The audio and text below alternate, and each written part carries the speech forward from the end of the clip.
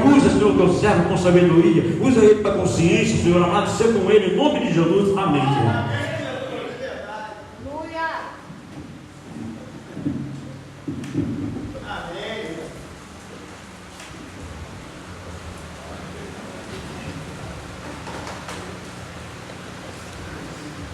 Graças a Pai, amados. Pode sentar, fica à vontade, fica à vontade. Pode tomar assento, em nome de Jesus.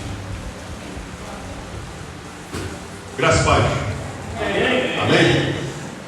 Estão todos alegres? Para mim é motivo de grande alegria, irmãos, poder estar aqui com os irmãos nessa noite, para mais uma vez cultuar o nosso Deus, que é digno de toda honra, toda glória, todo louvor. Eu sou o pastor Robson, um dos pastores auxiliares da igreja Vida na Vida, Igreja Batista Vida na Vida, aqui na Moreira, e congregamos muito tempo junto lá com o presbítero pastor, né? Pastor hoje, né? Hoje pastor, né? Então, para nós aqui é uma honra tê-lo como pastor dessa igreja, né? Amigo nosso, homem muito querido em Deus. Já sabíamos desse ministério na vida dele, já sabíamos que Deus uma hora ia prover isso, porque já era visível, mas aprove a Deus tirá-lo de entre nós e colocá-lo aqui entre vocês, para que aqui também a glória de Deus fosse manifestada. Amém, irmãos? Então é isso. A pergunta que fica é: tem homem de coragem aqui? Vamos lá! Só um? Tem homens de coragem aqui? Glória! Tem mulheres de coragem aqui? Ih, rapaz, as mulheres estão com mais coragem que os homens. Deu ruim aí, o pastor. Deu ruim. As mulheres estão com mais coragem que os homens. Vamos de novo, irmãos. Tem homem de coragem aqui? Amém! Tem mulher de coragem aqui? Amém. Glória a Deus. É só para descontrair, irmãos. Bom, nosso irmão aqui, pastor Wilson, isso, o pastor deu uma palavra aqui, e ela foi bem sucinta, porque ele falou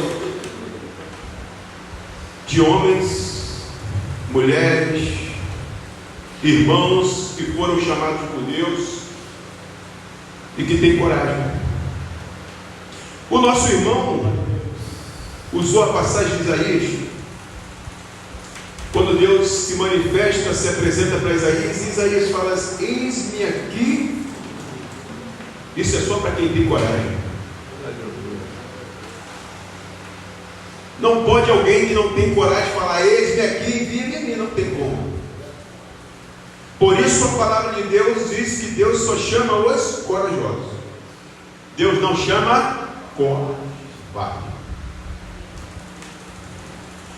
Quero convidar você a abrir sua Bíblia no livro de 2 Coríntios, capítulo 1. Obrigado, meu amado. Deus te abençoe.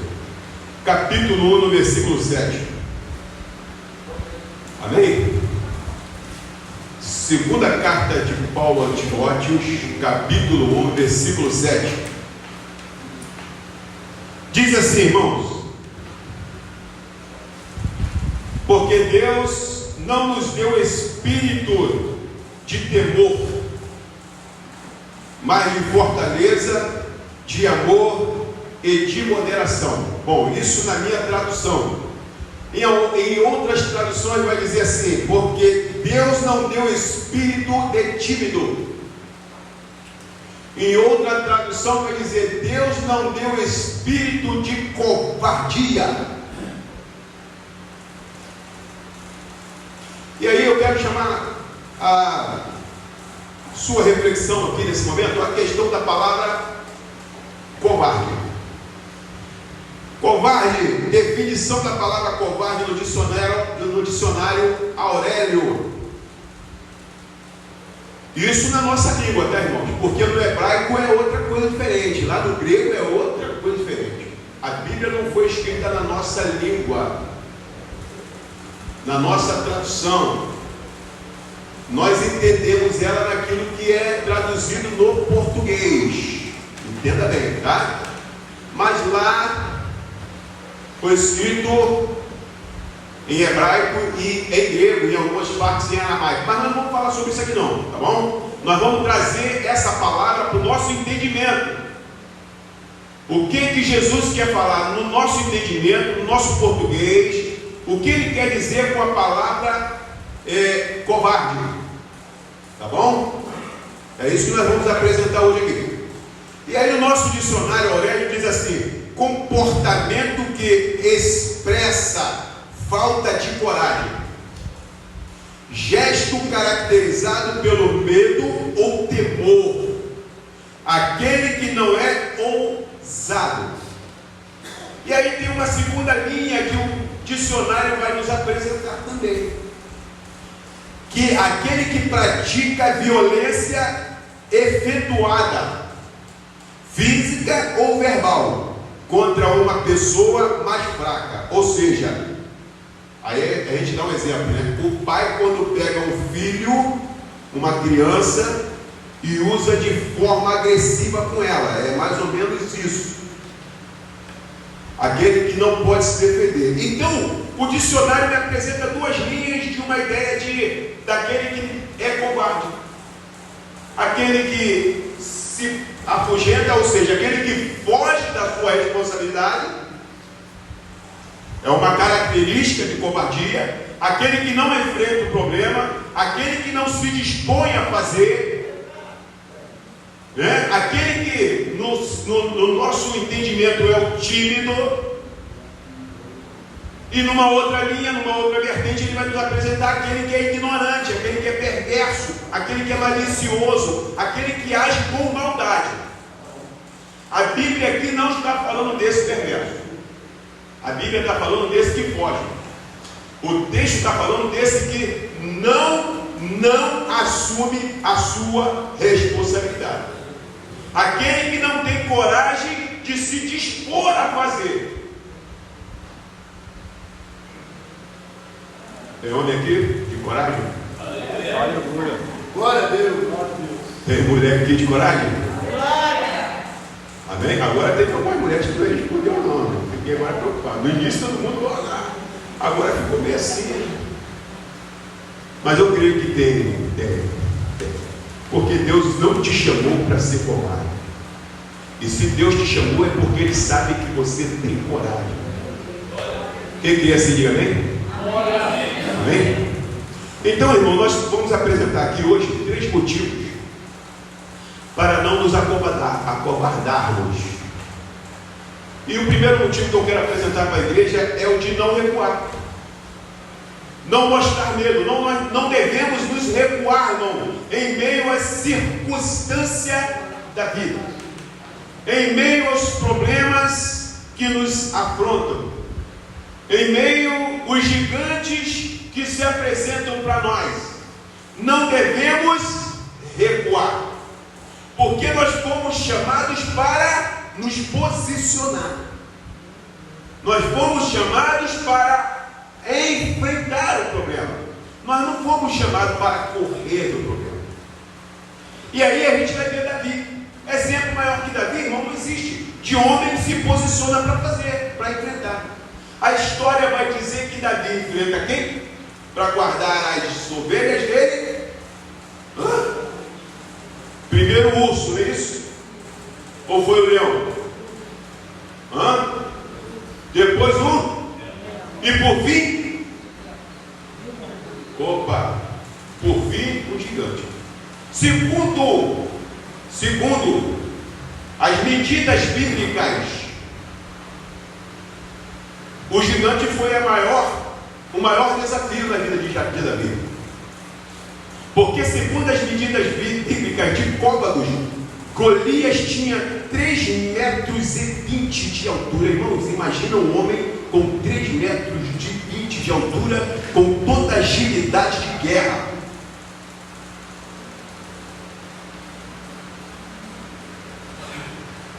Se aparece um camarada para mim com 2 metros, eu já acho ele alto. Imagina com 3,20 metros. É mais ou menos essa briga aí.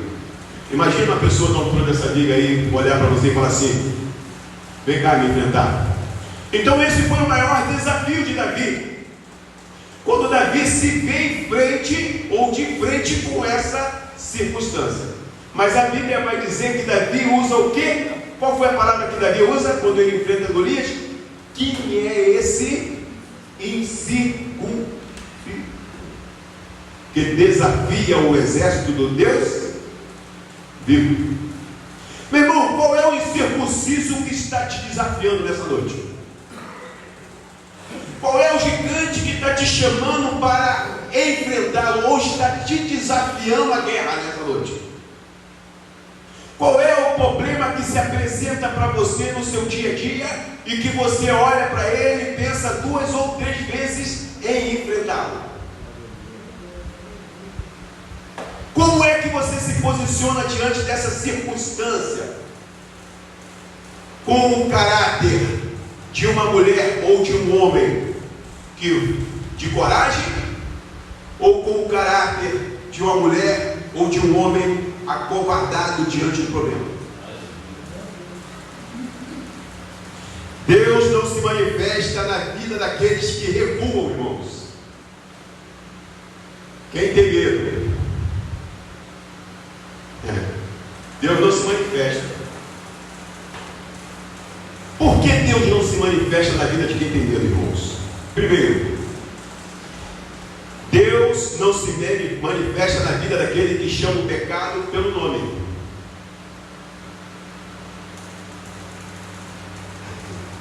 Qual o nome que nós damos ao pecado, irmãos? Sabia que pecado tem nome quando nós nos acovardamos diante do problema? Nós damos nome para o pecado. E às vezes, irmãos, o maior problema na nossa vida é o pecado que está em nós.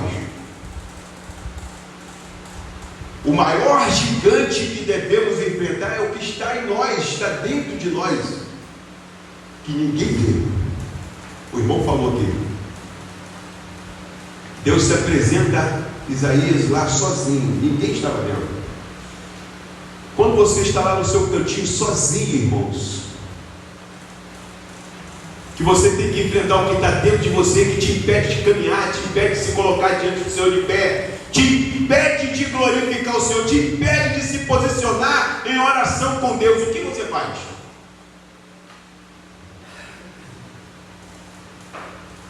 Qual é a sua atitude numa hora como essa?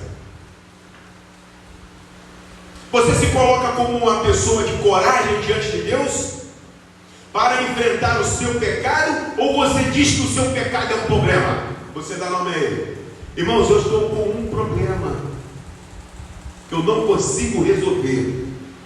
Sabe por que problema, irmãos? Porque ultimamente as pessoas estão usando o pecado como problema. Por quê? Porque não tem mais coragem de encarar o problema que se diz, ou melhor, o pecado que se diz problema. É mais fácil encarar o problema do que encarar o pecado. Glória! Concorda, irmãos? Quem concorda disso também? Amém. É mais fácil encarar o problema, eu dizer que eu tenho um problema, do que dizer que tenho um pecado. Porque o problema eu não posso aqui simplesmente declarar que eu tenho um problema, mas e o pecado? Confessar pecado não é para qualquer um, irmão. Confessar pecado é para os fortes. Confessar pecado é para os corajosos.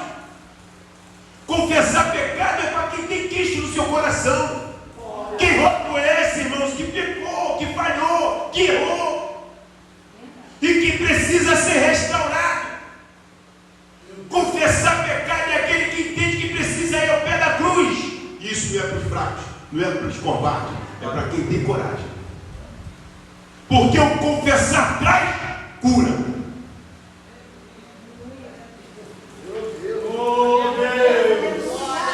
O confessar traz cura. Eu não sei como está o seu coração, meu irmão. Eu não sei como é que está a sua vida. Eu não sei se você tem alguma mágoa, se você tem algum rancor, se você tem alguma coisa dentro de você, meu irmão, que não lhe permite ser curado. Mas o Senhor está te chamando essa noite. Se levante, se coloque de pé, seja corajoso. Apresente o seu problema. Já que você acha que é um problema, apresenta.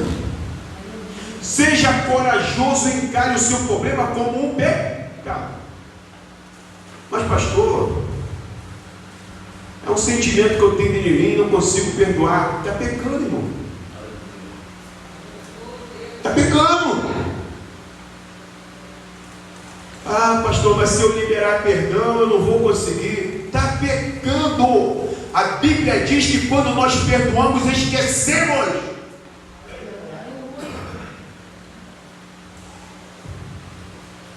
Irmãos, qual é o problema que você está enfrentando hoje? Jesus, ele não se manifesta naquele que tem um pecado guardado, naquele que tem algo guardado por si e não consegue enfrentar. Não vai aonde Deus ordena. Quem tem medo não vai onde Deus ordena, vai?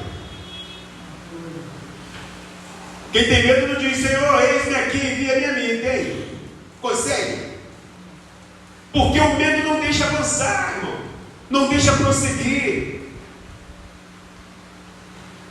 Quem tem medo, irmãos, vive escondido. Eu passei muito tempo da minha vida fugindo do meu ministério porque tinha medo do que Deus tinha para mim. O que Deus tem para a sua vida? Você vai continuar fugindo? Você vai continuar se escondendo? Eu não sei, irmão. Só você sabe. Uma coisa eu sei, irmão, que eu não desejo que ninguém passe o que eu passei quando eu me escondia do propósito de Deus na minha vida. Por mais que você fuja, uma hora Deus vai te pegar, como diz alguns pregadores, na curva. Não tem como fugir os olhos do Senhor. Então se renda aos pés do Senhor, se coloca de pé, diga a Ele, Senhor, eis-me aqui, envia-me a mim. Seja um homem ou uma mulher de coragem para enfrentar o propósito de Deus na tua vida, encarar o que Deus reservou para você, porque Deus te chamou para fazer. Não se acovarda. Não diga que não é para você, que é para o outro. Não diga que esse negócio não é para você, meu irmão. Deus te chamou para essa grande obra, Ele te escolheu. E maior privilégio do que Deus te escolher para fazer a obra dele. Glória a Deus. Louvado seja o nome do Senhor. Graças a Deus. Deus não te chamou para entrar por essas portas e ficar sentado aí dando glória a Deus e aleluia, não. É bom, é gostoso, sim, mas Deus te chamou para um propósito. Graças a Deus. Louvado seja o nome do Senhor. Glória a Deus. Glória a Deus. Glória a Deus. Glória a Deus. Glória a Deus. Glória a Deus. Quem tem medo, irmão, não acredita no sim. Glória a Deus. No assim diz o Senhor. Glória a Deus. Glória a Deus. Quem tem medo não acredita. No assim diz o Senhor. Como é que é o assim diz o Senhor? Aleluia. Quando Deus usa alguém para dizer, não é assim? Assim diz o Senhor. Glória a Deus. Quem tem medo não acredita, irmão. Diz que não é para ele. É para todo mundo menos para ele. Por quê? Porque ele tem medo de assumir o que Deus tem chamado ele para fazer. Glória a Jesus. Ele não se posiciona. Ele não se coloca como uma pessoa de coragem diante de Deus, entendendo que Deus o capacita. Não é você, entenda, meu irmão. Se olhar para você, você nunca vai fazer. Se você olhar para dentro de você, a sua natureza humana é em si mesmo. Você nunca vai fazer. É por isso que a palavra de Deus diz que a nossa segurança está em Cristo. Nós devemos olhar para Ele, porque Ele é quem nos capacita. Glória a Deus. Quem tem medo, irmão, não crendo, serei contigo por onde quer que andares. Glória a Deus. Quem tem medo não crê que o Senhor estará contigo onde quer que andares. Glória a Deus. Louvado seja o nome do Duvida. Senhor. Glória a Deus. Quem tem medo, irmão, não crê que Deus pode mudar a história. Glória a Jesus. Você quer que Deus mude a sua história? Glória a Deus. Glória Você a quer Deus. sair daqui hoje um homem diferente, uma mulher Glória a diferente? Deus. Aleluia. Então Então se posicione diante do Senhor como um homem ou uma mulher de coragem, porque Deus quer mudar a sua história. Deus quer mudar a sua vida, meu irmão. Deus quer te trazer à existência aquilo que ninguém pode ver, aquilo que você mesmo não acredita que pode acontecer.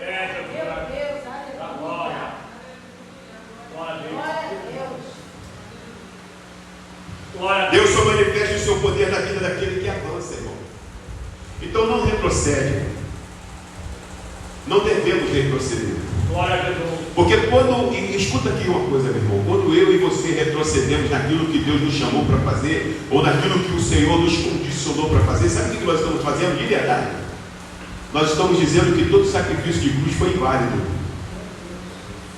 Nós estamos dizendo que o que Jesus fez por nós na cruz foi inválido, não valeu de nada. Nós estamos dizendo que Jesus é incapaz de fazer em nós qualquer coisa. Nós estamos dizendo que somos incapazes de ser alguma coisa dele. Não olhe para você, porque você realmente não pode, mas se você olhar para Jesus, aí você vai entender que tudo pode naquele que te fortalece. Tudo. A Bíblia não diz que é alguma coisa, é tudo. Mas você precisa estar olhando para Jesus. Eu preciso estar olhando para Jesus, porque senão a gente não permanece de pé. A gente vai estar sempre com esse sentimento de covardia, achando que somos incapazes, não podemos. Não foi o Senhor quem nos chamou para essa obra. Segundo motivo, irmãos, não perder a intimidade com Deus. Opa, aí agora nós vamos falar de intimidade. Glória a Deus. E a intimidade, irmãos, eu não vou falar aqui do que eu entendo como intimidade não, tá? E geralmente eu costumo falar isso para grupo fechado, mas eu não vou falar aqui. Mas o que é intimidade você vai entender no sentido bem simples que eu vou falar. Quando você está namorando, você tem intimidade com a sua namorada? Quando você estava namorando aí, tem alguém que está namorando aqui? Não, né? Quem não, né? Mas quando vocês estavam namorando, quem já é casado aqui, você tinha intimidade com a sua namorada quando estava namorando? Não, né? Não tinha, né? Tinha vergonha, não tinha? Tinha vergonha de algumas coisas, né? Em alguns momentos. Mas depois que você casou, irmão, como é que ficou a sua vida depois de um tempo de casado? Continua tendo o mesmo sentimento e os mesmos comportamentos que você tinha quando você conheceu? Quando vocês se conheceram? Não mudou? O tempo não fez se ajustar e perder o medo? Perder a vergonha? Perder a timidez? Não passaram a se tornar mais íntimo? O que é ser íntimo? Mais unido, mais fechado, mais juntinho, olhando um para o outro naquilo que realmente é, não mais escondendo um do outro que eu sou. Não passou a ser assim? E aí quando a gente fala de intimidade com Deus, não é diferente, é a mesma coisa. É a mesma coisa. Quem tem intimidade pode falar com propriedade daquele que tem intimidade, porque ele conhece. Eu posso falar da minha esposa com todas as qualidades que ela tem, todos os defeitos que ela tem, porque eu tenho intimidade com ela. Ela também tem intimidade comigo, pode falar. Porque a intimidade nos proporciona isso. Mas se alguém não tem intimidade com ela ou comigo, pode falar? Qual é o seu grau de intimidade com o Deus que você diz servir? Até que ponto você conhece o Deus que você serve?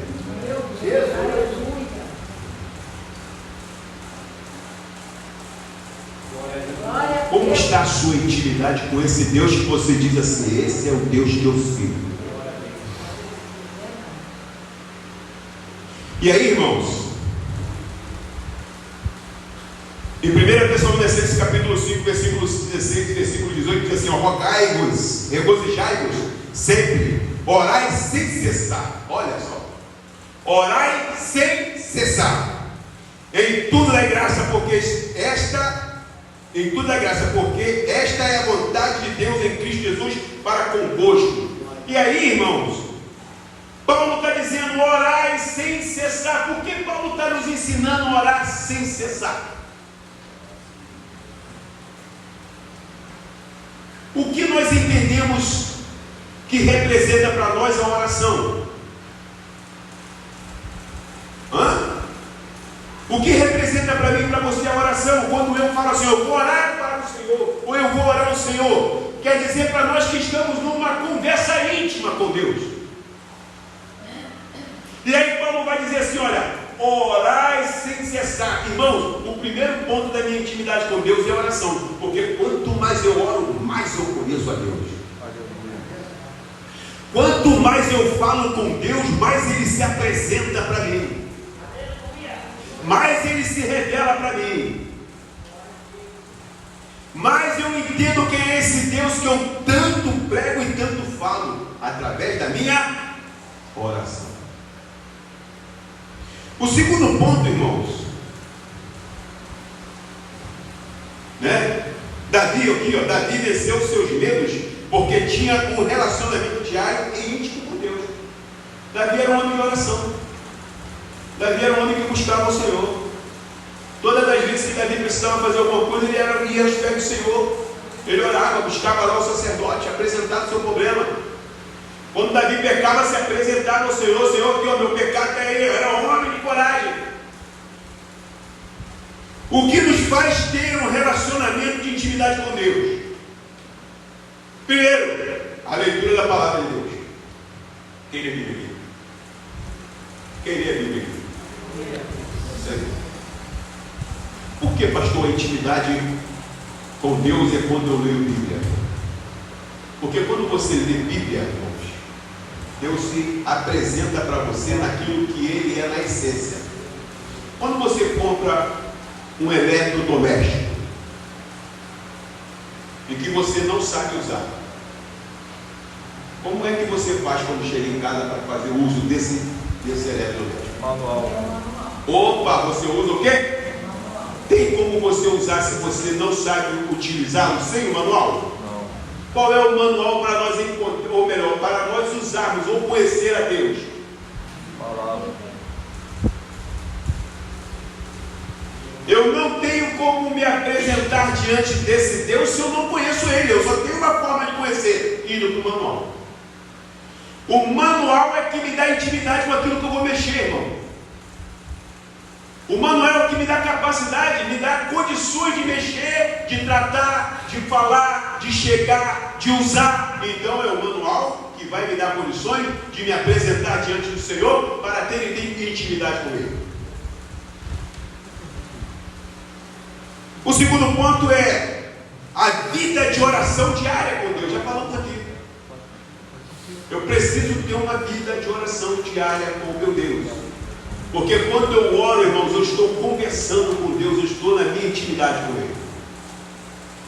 Eu não tenho como falar com alguém se eu não tenho intimidade. Quando você chega numa fila de banco lá para receber, lá no banco, se você não conhece a pessoa, você vai chegar: olha aí, como é que está? Tudo bem? Você está aqui e tal? Você não vai falar com quem você não tem intimidade. Pode até rolar uma conversa, mas não começa na intimidade. Começa? Não começa.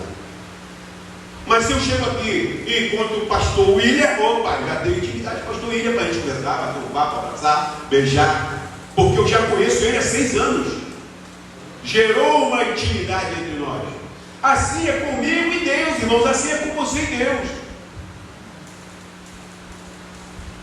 O segundo ponto, irmãos, para que nós possamos ter uma intimidade com Deus, é o jejum. É o jejum. Só assim terei uma vida de consagração.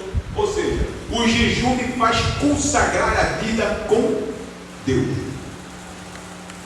Me faz ser mais chegado, mais forte, mais impenetrável das coisas, sabe, do mundo, das coisas alheias, porque agora eu estou mais próximo. O jejum me aproxima mais. Então, irmãos, essas coisas nos trazem a nossa intimidade com Deus. Precisamos viver uma vida vida de intimidade com Deus. Porque quando eu não tenho uma vida de intimidade com Deus, eu não consigo ter coragem para enfrentar os meus problemas, as minhas adversidades. Porque para que eu possa enfrentar as adversidades, eu preciso ter Jesus na minha vida. E eu só tenho Jesus quando eu tenho intimidade. Amém? Se tivermos intimidade com Deus, a quem servimos nunca nos encovardaremos diante dos nossos problemas. O terceiro motivo, irmãos, é não deixar de confiar em Deus.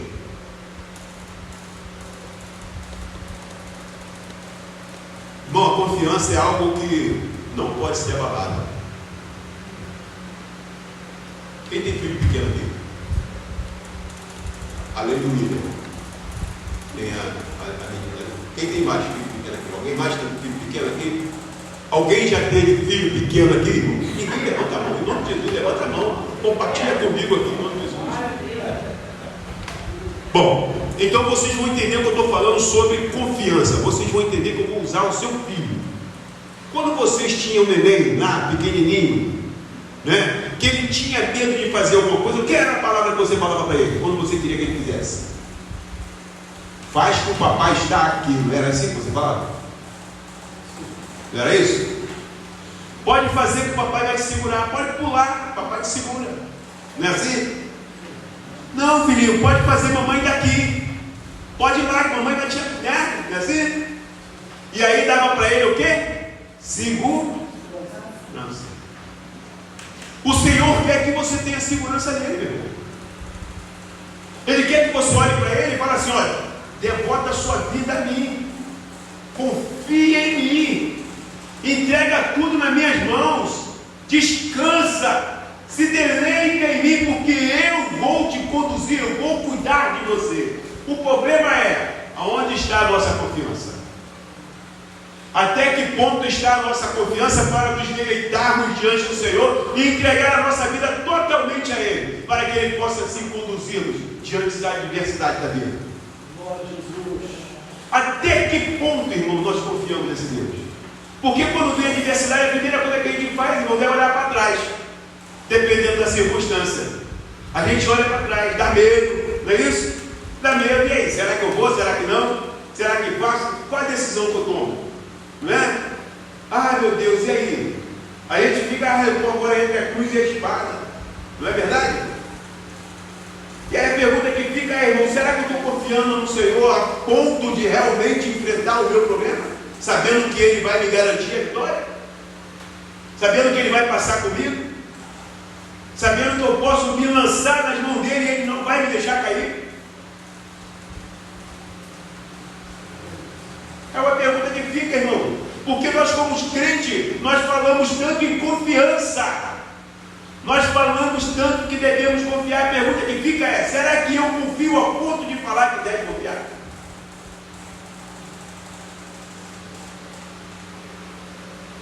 Porque eu devo viver aquilo que eu falo, então eu preciso viver o que eu falo. Porque se eu falo que confio, eu devo integralmente ou inteiramente confiar, irmão. Glória a Jesus. E confiar, irmão, não é duvidar. Confiar é descansar. Confiar não é viver, sabe, irmão, no estresse da vida. Confiar, irmão, não é viver depressivo, tomando meu remedinho, porque, sabe? Não, irmão. Confiar é literalmente entregar nas mãos do Senhor. Confiar não é pegar as minhas mãos e ir lá fazer, sabe, sem buscar no Senhor uma resposta, se devo ou não fazer. Confiar é esperar o momento do Senhor na minha vida, sabendo que na hora certa Ele vai me dar vitória, no momento certo virá. A Bíblia diz que enquanto nós dormimos, o Senhor está trabalhando a nosso favor, irmão.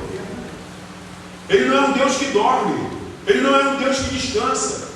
Então, se Ele não é um Deus que dorme, e não é um Deus que descansa, não é um Deus que está com os olhos fechados para não ver o que você precisa dele, então por que não confiar nele?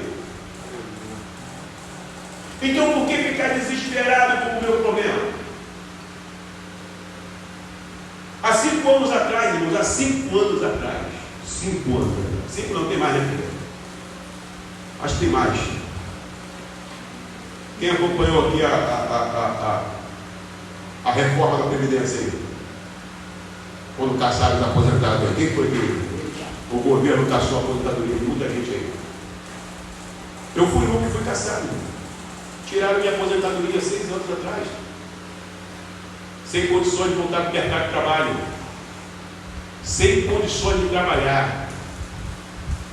As portas não se abriam mais para mim, primeiro pela idade, primeiro pela documentação. E aí eu comecei a perguntar ao Senhor: e aí, Senhor, como é que fica? Para onde eu vou? O que eu vou fazer? Eu tenho 3 filhos que moram no mesmo quintal que eu. Eu tenho um que trabalha dia e noite igual maluco para cuidar da casa dele. Sabe o que ele pergunta para mim? Pai, eu não sei como é que você faz. Não consigo entender, porque eu não consigo viver o que estou vivendo. Aí eu falo para ele: confiança, filho. Porque eu também não quero entender, eu só confio. Eu só confio. Irmão, nós precisamos entender que a base do cristão é a confiança em Deus. Não adianta você pedir se você não confia, meu irmão. Não adianta você chorar se você não confia. Não adianta você clamar nas suas orações se você não confia, meu amado. O que Deus quer de você é que você confie nele. Confiar é descansar. Meu Deus, aleluia. Confiar é você entender que você é incapaz de resolver o seu problema se Deus não resolver para você.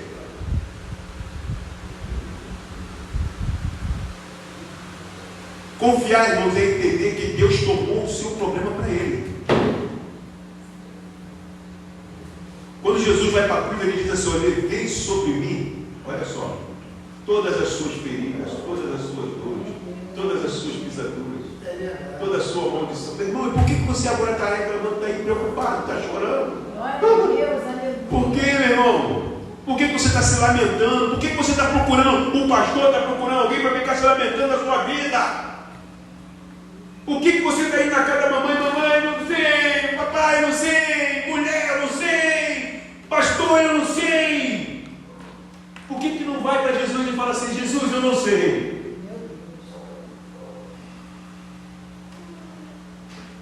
Seis anos, não fiquei sem resposta. Nunca faltou pão, nunca faltou alimento. Aleluia. E nunca deixei de pagar minhas contas. Glória a Deus.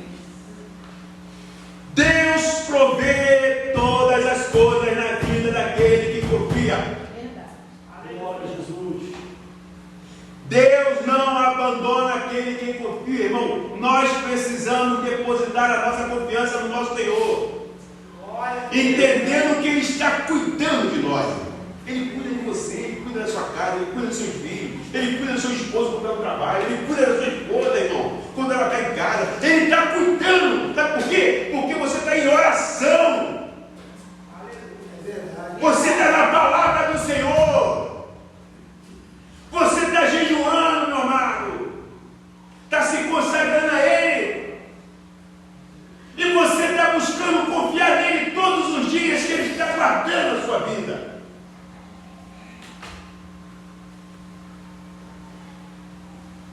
Não se desespere. O gigante vai aparecer, todo tempo ele vai aparecer. Em todo momento vai aparecer gigante na minha e na sua vida. Em todo momento. O problema é como você vai se posicionar diante do gigante que aparecer para você. Como você vai se posicionar diante dessa situação? Você vai usar como, irmão? Essa situação. Fala para mim. Você vai se posicionar como uma pessoa que se acovarda do problema, ou como uma pessoa que tem coragem em apresentar o seu problema nas mãos do Senhor e confiar nele, que Ele vai cuidar para você e vai te dar vitória? Então, irmão, se você hoje acha que você não tem condições, se coloca em pé em nome de Jesus. Fala assim: Senhor, eis-me aqui, envia-me a mim. Porque, Senhor, eu sou incapaz, mas me capacita, Senhor. Foi tu que me chamou, foi tu que me separou, foi tu que me tirou de lá e me colocou aqui, Senhor. Então segura nas minhas mãos e me coloca de pé, Senhor, e fala comigo. Aleluia. Glória a Deus, aleluia. O que nos faz confiar no Deus ou no Senhor, irmão, é quando não nos esquecemos das suas promessas. Deus tem promessa na sua vida? Amém. Glória a Jesus. Eu estou aqui hoje por causa de uma promessa. Quando eu ainda estava lá no ventre da minha mãe. Aleluia. Deus não quebra a aliança. Eu posso quebrar a aliança com Deus, mas Deus nunca vai quebrar a aliança com você. Glória a Deus. Bendito seja o nome do Senhor. Deus nunca vai esquecer das promessas que Ele fez, meu irmão. Você pode até esquecer, mas Ele nunca vai esquecer. Ele diz que não é homem para que minta, nem filho do homem para se deixe enganar. Ele é Deus. Entenda isso, Ele é Deus. Ele está acima de qualquer compreensão humana, na minha e na sua vida. Aleluia. Para fazer o impossível, trazer à existência aquilo que não existe na minha e na sua vida. Porque Ele é Deus. Glória a Deus. Aleluia. Não desapropriado do nosso ego, ou melhor, não desapropriando do nosso ego, irmão. Deixando que eu e a nossa prepotência de lado, ou melhor, deixando o eu e a nossa prepotência de lado. Como é que Deus se manifesta para a gente? Quando eu tomo essa decisão de não agir mais segundo o meu ego, segundo a minha vontade, segundo a minha prepotência, entendendo que a minha vida agora é dependente do Senhor. Tudo que eu faço agora é para a glória dele. Glória a Deus. Tudo que eu faço, irmão, é para louvor e glória do Senhor. Tudo que o Senhor faz para mim é para louvor e glória a Deus. Aleluia. Deus não faz nada para te dar prazer. Deus faz na sua vida para que Ele tenha prazer. Entenda isso. Deus não faz na minha e na sua vida para que você tenha prazer, não. Glória a Deus. Sabe por que nós sofremos? Porque ficamos esperando prazer nas coisas que Deus faz, achando que Deus tem que fazer para nos dar prazer. Deus não tem que fazer nada. Ele faz porque Ele entende que Ele precisa da glória. A glória dele não é sua. Meu Deus, aleluia. Ele quer ver a glória dele se manifestar na sua vida. Então, quando Ele faz por mim, por você, é a glória dele. Eu dou glória a Ele. Eu não entendo que eu consegui, eu alcancei porque eu sou capaz. Porque eu estudei demais para fazer uma faculdade. Trabalhei demais para comprar um carro. Eu fiz isso, irmão, porque o Senhor me capacitou, o Senhor te capacitou. Ele te deu força, te deu graça, te deu saúde. Para que você pudesse alcançar tudo isso. Então a glória não é sua, a glória é dele. A glória é dele. Então quando eu entendo isso, eu fico desprovido de tudo aquilo que me impede de lançar a minha vida diante do Senhor. Entendendo que Ele é. Lembra de Moisés? Moisés, vai lá e fala ao povo. Mas o que eu digo ao povo, Senhor? Quem tu és? Diga ao povo que eu sou. Eu sou, simplesmente. Eu sou Deus na sua vida para fazer o que eu quero. Eu sou Deus na sua vida para fazer a hora que eu quero. Eu sou Deus na sua vida para fazer como eu quero. É assim? Eu sou. E a gente só agradece, só dá glória. Amém? Amém. Então, irmãos, qual é a principal arma de Davi? Quando ele vai lutar com todas essas circunstâncias da vida que foram lhe apresentadas em meio o decorrer da história dele. Quando ele luta com o leão, quando ele luta com o urso, quando ele luta com o gigante, qual foi a principal arma de Davi? Alguns dizem que foi a funda. Outros dizem que foi as 5 pedrinhas que Davi usou lá. Né? Tinha 5 pedrinhas, cada pedrinha representava uma coisa. E aí a pedra representava a pedra, porque a pedra representa Jesus, e Jesus derrubou o gigante. Né? Não é assim? Cada um tem um percurso para mostrar quem foi a pedra, ou quem derrubou o gigante, quem. E aí nessa noite eu quero apresentar para você. Não foi a funda, irmão. E não eram as pedras. Era a confiança que Davi tinha no Deus que ele servia. A confiança. Quando você confia, irmão, nada fica na sua frente. Quando você confia no Senhor, irmão, tudo que é problema que vier sobre a tua vida será jogado por terra e derrotado. Envergonhado. Então, nessa noite, eu quero te convidar, irmãos, a não recuar. Em momento algum, em circunstância nenhuma da sua vida, irmão, recue. Não tenha medo. Não tenha medo de enfrentar o problema. Às vezes o problema realmente ele é gigante mesmo. Realmente a gente olha para o gigante e pensa assim, eu não vou conseguir. Mas não recue. Ainda que você ache que não vai conseguir, não recue. Se posicione. Se posicione. Espera um momento. Sabe? Se coloque na posição de um soldado que faz parte do exército do Senhor. Entendendo que o Senhor está contigo, que Ele te levantou para isso mesmo. Para enfrentar gigantes. Então não recue. Não perde a intimidade com Deus. Porque só recua aquele que não tem intimidade com Deus. Aquele que não conhece o Deus que está com ele. Eu creio que você conhece o Deus que você está servindo, irmão. Porque senão você não estaria aqui. Até uma hora dessa ouvindo aqui eu falar aqui, ouvindo os pastores aqui falar. Se você está aqui, irmão, é porque você confia. E se você confia, não recua.